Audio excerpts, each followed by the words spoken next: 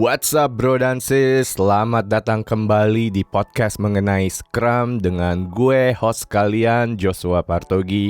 Semoga hari kalian tetap menyenangkan, tetap produktif, dan yang paling penting adalah kalian tetap bahagia menjalankan aktivitas kalian, apapun aktivitas kalian tersebut. Sebelumnya gue mau ngucapin banyak terima kasih buat kalian-kalian yang sudah mau mendengarkan episode pertama podcast tentang Scrum. Responnya sangat positif dan respon positif dari kalian itu sangat memotivasi gue untuk lanjut membuat episode-episode berikutnya. Di episode kali ini kita akan membahas satu lagi akuntabilitas yang ada di dalam Scrum.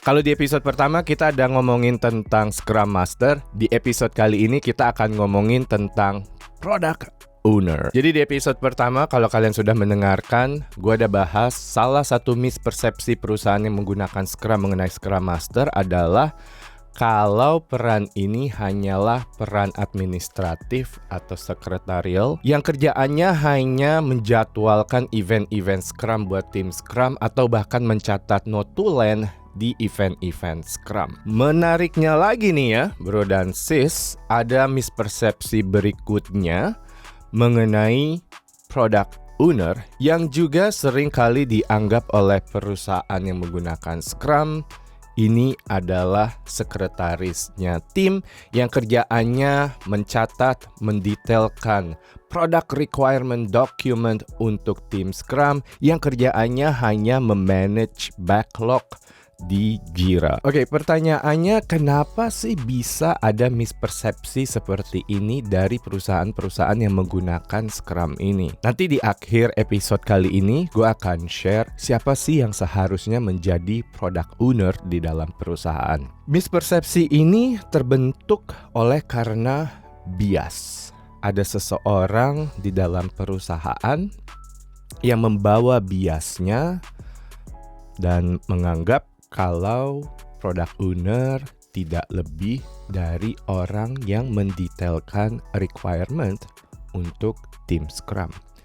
Bias itu terbentuk dari proses yang cukup lama. Bias terbentuk dari pengalaman hidup seseorang. Ketika seseorang melihat hal yang sama terus-menerus di dalam hidupnya, dia akan membentuk sebuah kesimpulan bahwa apa yang dia lihat itu adalah kebenaran absolut alam semesta ini.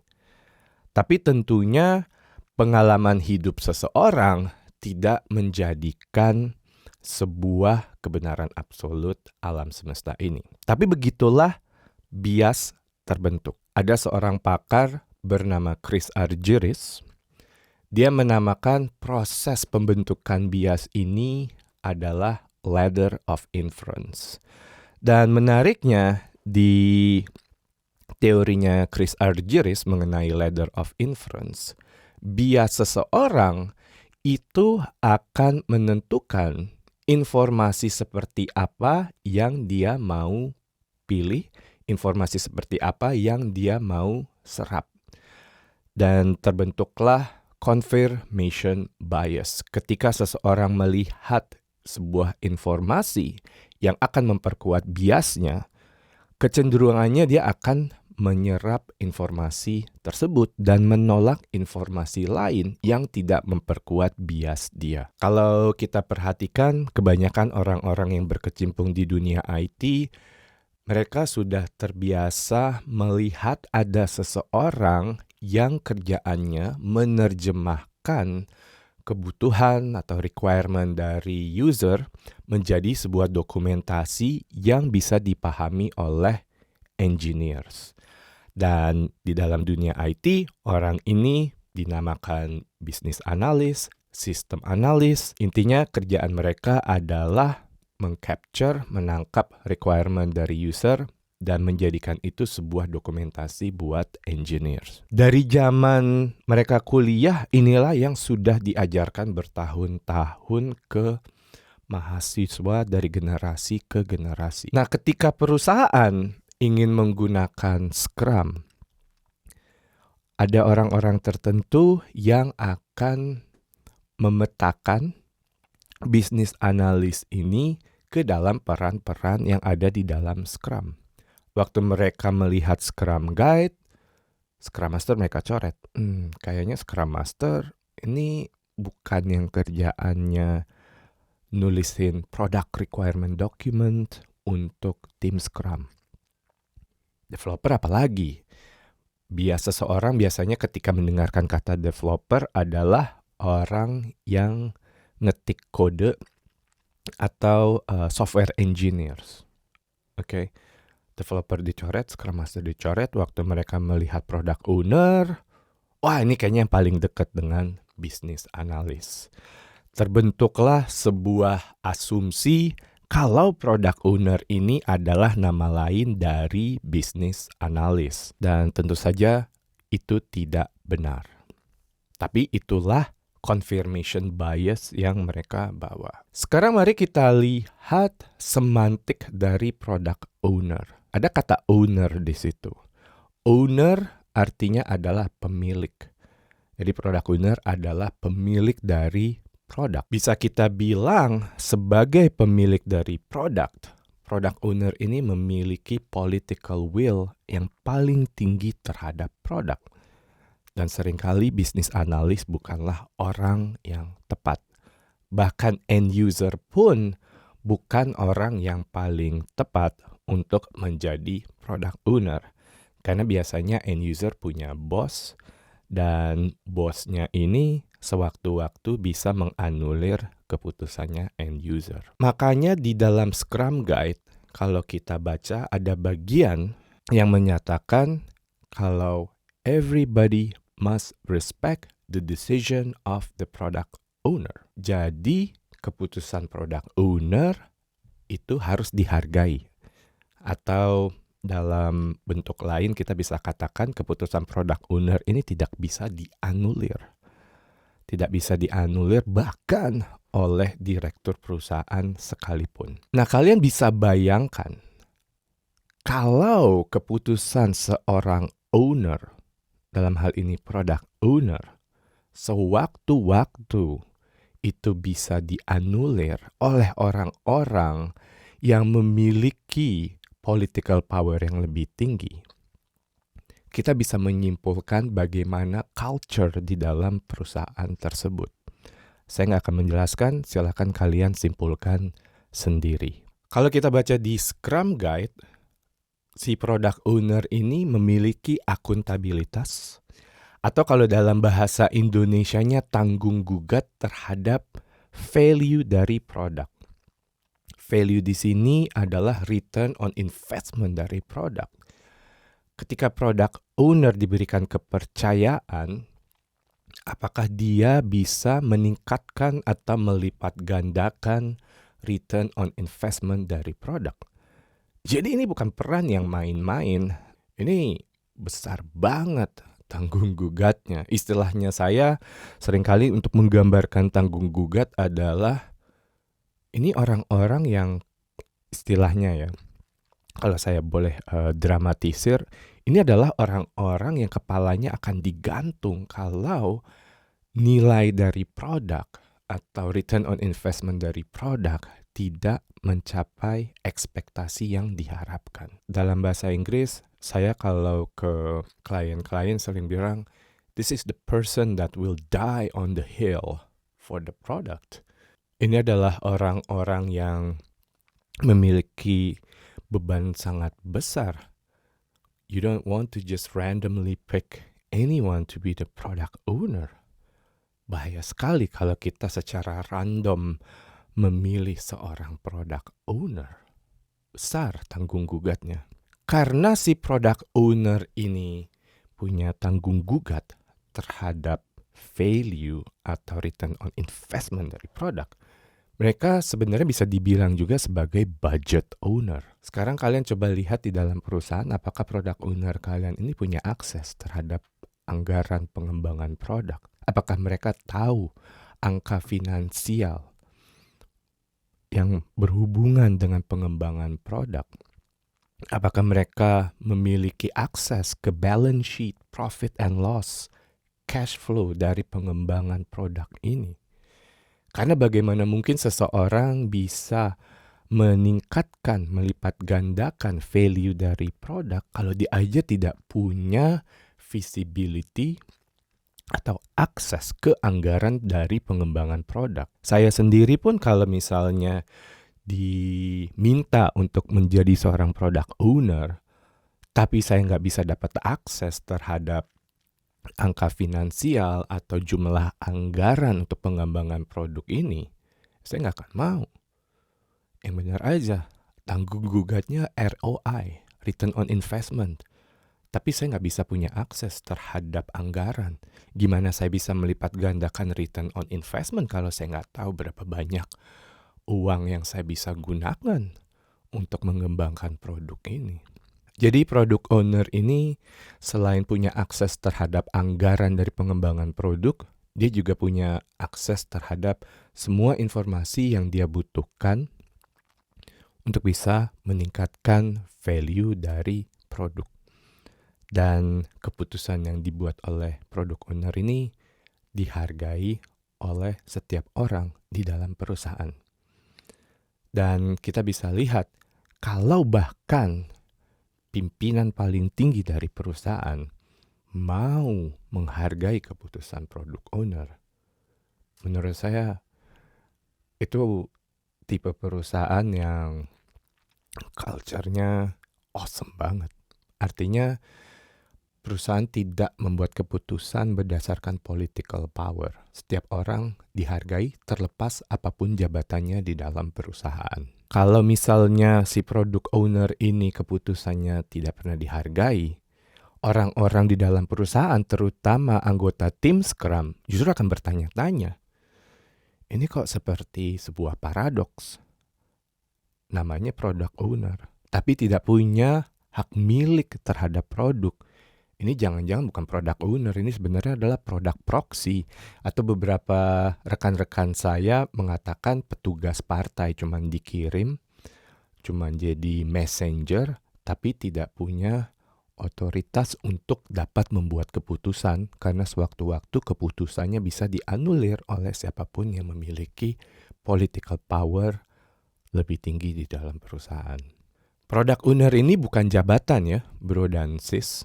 Walaupun memang kalau kita lihat di beberapa perusahaan, ini jadi sebuah jabatan. Jadi kalau menurut Scrum Guide, ini adalah sebuah akuntabilitas. Seperti yang gue bilang tadi, ini adalah tanggung gugat. Justru kalau menurut gue akan sangat ironis ketika misalnya ada orang-orang yang jabatannya, titelnya, itu adalah product owner, dia tulis di LinkedIn, product owner. Tapi dia tidak punya ownership terhadap produk. Seringkali realitanya, the real product owner yang gue perhatikan itu adalah orang-orang yang memiliki jabatan seperti Vice President of Product atau Head of Product. Karena mereka yang punya otoritas penuh terhadap produk dan keputusan mereka dihargai bahkan oleh CEO, direktur perusahaan, karena memang itu adalah ruang lingkup pekerjaan mereka. Itu berdasarkan observasi gue. Jadi, untuk bisa mengetahui siapa product owner sebenarnya, lihat hierarki perusahaan, siapa yang memiliki otoritas penuh terhadap produk. Ketika misalnya orang yang disebut product owner ini keputusannya dianulir oleh atasannya, maka bisa kita bilang sebenarnya product owner-nya adalah atasannya. Dan ini walaupun orang punya job title product owner, dia sebenarnya cuma titipan atau the messenger, not the real product owner. Nah, ini jadi pertanyaan berikutnya yang sering ditanyakan ke gue. Kalau misalnya product owner ini adalah orang-orang yang ada di level vice president, atau sebenarnya product owner adalah head of product, terus bagaimana mungkin orang-orang ini bisa punya waktu untuk mendetailkan produk backlog untuk developers di dalam tim Scrum? Ada bagian sebenarnya di dalam Scrum Guide yang menyatakan product owner tetap akuntabel, they're still accountable, tapi mereka bisa mendelegasikan pekerjaan-pekerjaan yang sifatnya taktis ke orang lain di dalam perusahaan atau ke anggota tim Scrum. Tapi ketika si product owner mendetailkan pekerjaan seperti pendetailan produk backlog, si product owner ini tetap yang kepalanya akan digantung kalau nilai dari produk tidak sesuai ekspektasi. Jadi pekerjaan taktis seperti itu bisa didelegasikan oleh product owner. Mungkin kalian sekarang punya pertanyaan lagi, siapa yang akan mengerjakan? Siapa orang-orang yang akan mendetailkan produk backlog item untuk tim Scrum? Ya, setiap perusahaan beda-beda.